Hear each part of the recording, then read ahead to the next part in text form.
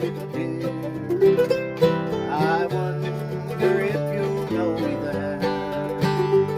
And when I meet you up in heaven, we'll have life eternal there. Well, the angels tell her for me that my love will never die. Someday I'll walk along beside her on that golden railway.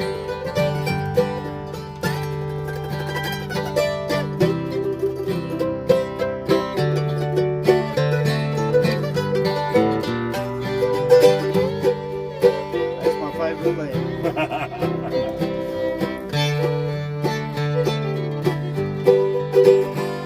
Well, the angels tell her for me that my love will never die. Someday I'll walk along beside her on that golden railway. All right. Yeah, but it's got a good one on the neck here. Yeah. Oh, you I have a did. carbuncle before the show. So. Oh. Remember at Glenville, Dave, when I had on that yellow, bright yellow T-shirt? Yes. Yeah. I was covered with bugs. Oh. Little Nobody bees. else around me. Oh, big Oh, flowers. bees. Yeah. Those little bees. Yeah, are- light, not yellow. Yeah. Yeah. Yeah. Your name was Pollinator that day. That's a good That one. was about 40 years ago. Yeah, if I try to Dave. use that sometime. That's not bad. Not bad. Did you just, like, that was... You know Yeah. Okay, that was Yeah. pretty good. That's funny. 40 years ago. And Ralph's other daughter, Procrasta. There's certain things like it kind of caught me off guard. Burdock was like, "You want to do something on Ohio Tunes?" I was like, "Well, I can't really speak with any authority." It was like all I can talk about is my grandpap. And so it was I such did. a story. Yeah, I did, and well, that's the story. But there's really, it's just recounting something. But then I started thinking about it, and I get sucked into it, and before you know it, I'm. Well, you just recounted that story to a bunch of musicians. Yep. And you, I mean, talk about pollinating. Right. You pollinated that, Right. that Well, idea. it's well, yeah. There's Ohio. You know, we weren't. You know, like the explanation why. You know, we don't have really much of an identifiable thing. You know, like you can say West Virginia fillers, and immediately you think of, if you're into it, you think of a good number. Well, who are the Ohio fillers? Same with the Kentucky. You can name, if you're in the Kentucky fiddle teams, it's like, oh, well, I can think of 20 Kentucky fillers. But Ohio, no, and there were fillers here. Is there a style of Ohio? Is there a Ohio style? That's Like other than the Well, that's a good Maybe question. Southern? I mean, you think about Missouri or Texas or Kentucky or West Virginia. There's a Well, my question North would be Carolina. this. I heard for years that Ashland to Portsmouth was a hotbed for fiddlers. Who were they? Right. Besides Jimmy Wheeler. Really? Pick and Wheeler. Yeah. Yeah. And I think a lot of the Kentucky people came up. I think there was a bunch of. Along. And I don't know. I mean, talk to somebody like that. Who was the guy that? Where did we know him from? And he. Think, man. He was from Portsmouth. An older gentleman. Zimmerman? Yeah. Yeah. God damn, he's a good fiddler. Yeah. Yeah. Yeah. That's Yeah. what I'm Yeah. thinking about. That Yeah. guy. Did yeah. he was from Portsmouth? I think so. I was thinking What year? somewhere else in Ohio. Cincinnati then? What Yeah, year? Cincinnati, maybe it was maybe? somewhere in Ohio. He's definitely Cincinnati. an Ohio fiddler. What were? Do you know what his years were when he was? He was an old man when I met him in the 80s at Vandalia. He came to judge, and he had some good stories. And he knew Jimmy Wheeler, and tunes that I played at Jimmy's. He said, "Yeah, have you ever heard it like that? Man, he could jazz them up and really make them. You know, he was a really good fiddler. He owned them pretty He well. talked about starting as a kid, playing with his dad. They'd get drunk, and they go to square dance. He said he'd have to play fiddle, and somebody'd hold a megaphone, and he'd have to call square dance while he was fiddling, while he's like 12 years old and doing all this. That is ridiculous. After just going to the caller workshop. Think about playing and calling. As a 12-year-old. Yeah. Fiddle, Yeah. I can't even talk and fiddle at the same time. Keeping a square dance. Calling at 12 years old. I can't look. If I see a squirrel, I lose my. It's horrible. I hate it. Yeah, I can see drool coming out on the procrastinator. Yeah, John Harrod, though, he'd be good to ask as far as Ohio guy. at least southern Ohio, where that Yeah. they bled back and forth, Ohio and Kentucky there. Yeah. I want to know now. Much of them. See, in our area, we were right across the river from Wheeling and WWVA. Right. So that had a huge impact on what was going on in that Right. area that wasn't like the rest of the state. Yeah. But when I think about fiddlers, then other than the Seed, later the first one I think of from Central Ohio is Kenny Seidel. Yeah. Yeah. And you ask if there's an Ohio style. Well, the Seed and Kenny Seidel, it's pretty unembellished. It was pretty spare. I think fairly long bow, like a lot of slurred bow stuff. I think I just wonder very, very central Ohio, what the styles were. Because I know the Indiana fiddlers, you get some of those guys were incredible. Oh, yeah. Yeah, man. Summers. Oh, yeah, down John there. Summers. Good And, grief. and then on up. So all those borders, and it's just like West Virginia. The southern West Virginia, of course, is Ohio, and Kentucky influence, Virginia influence, all the way around that southern area. And so you got all those different, and then up around Wheeling, it had its unique style, bringing in that Pennsylvania kind of fiddling. It was, the Seed had several jigs in his repertoire, for one thing. It was a lot of hornpipes, a lot of slower tunes, and a good smattering of jigs, too.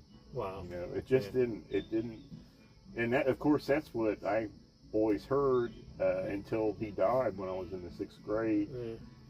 But Dad kept playing those tunes, and I learned those tunes from Dad and from what memory I had.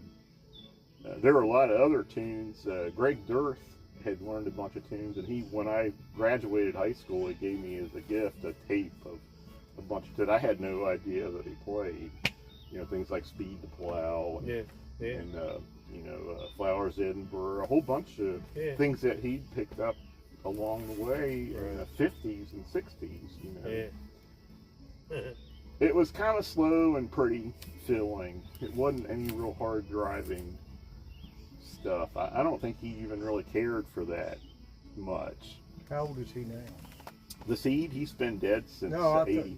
I thought Greg. Oh, Greg's was born in 49. So, how old is that? Rich. Yeah, he would be around Richard's age. Yeah. He's been into jazz for the last 20 years. He played. He started playing music.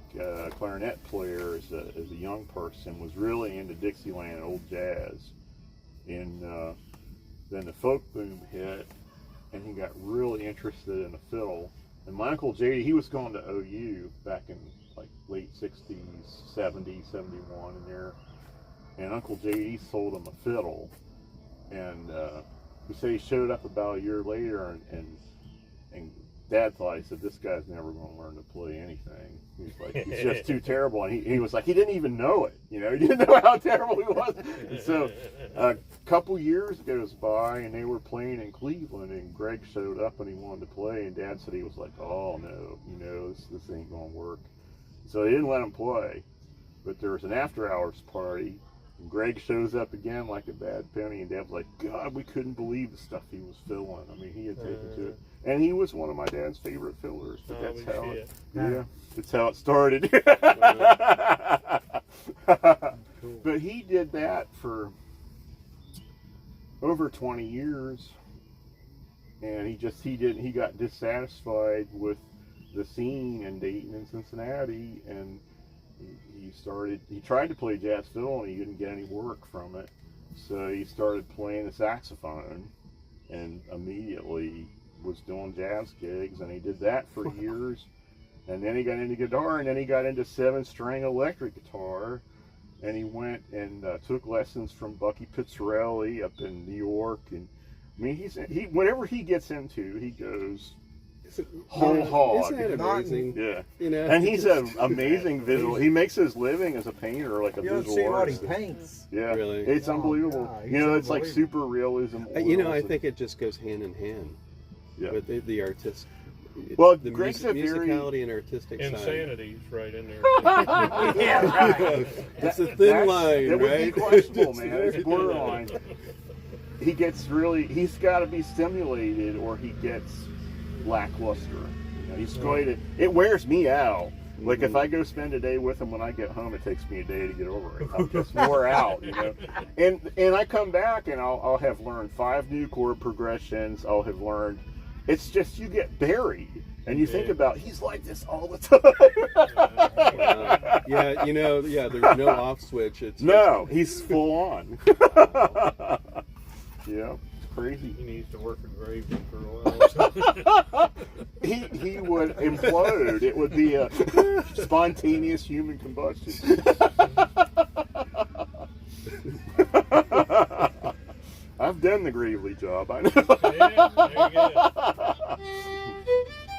That brings you down to earth.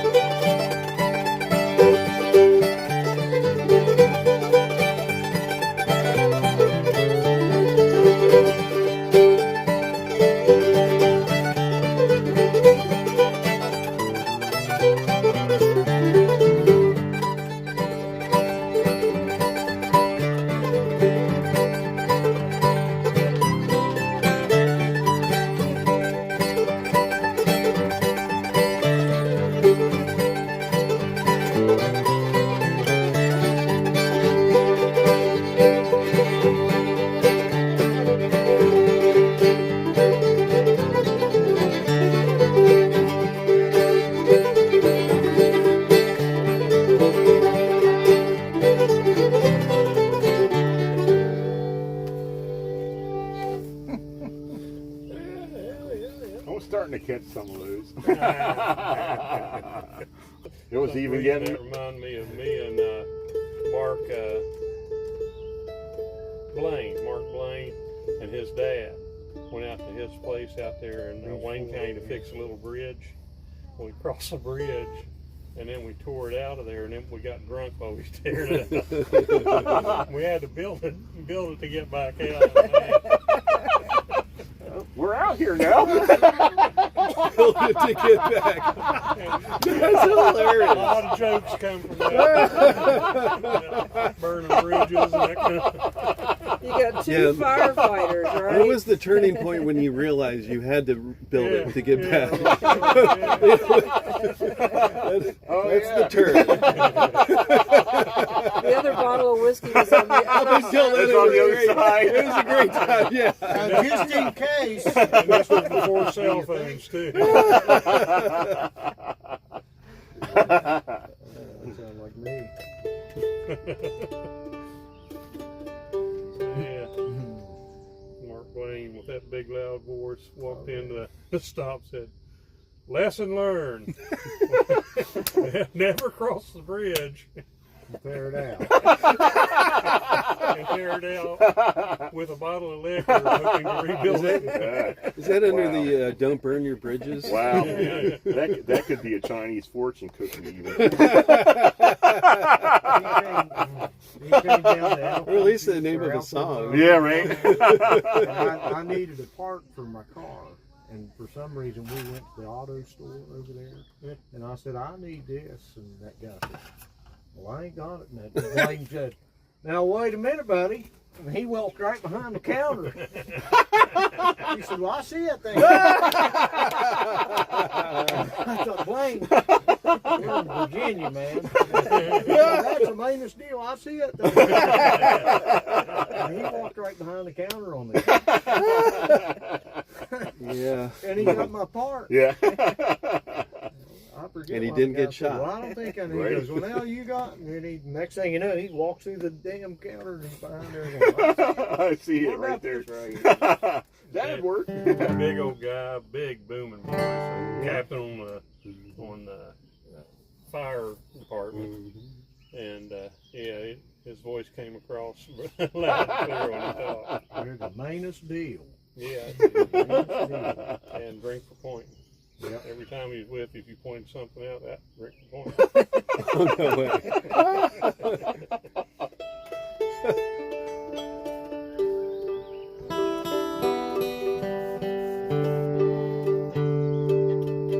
My golly, it's getting closer.